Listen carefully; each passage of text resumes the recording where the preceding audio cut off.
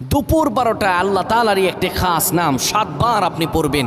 পড়ে আল্লাহ তাআলার কাছে দোয়া করবেন। আপনার যত প্রয়োজন আছে, যত মনের আশা আকাঙ্ক্ষা আছে, আল্লাহ সকল কিছু কবুল করে নেবেন। যখন দুপুর 12টা বেজে যায় দোয়া কবুলের সময়, তখন আপনি সকল কাজগুলো তখন বন্ধ করে একটু যায় নামাজ বিছিয়ে পবিত্র হয়ে ঘরের একটা কোনায় কিংবা আশপাশে যদি মসজিদ থাকে মসজিদে চলে যান।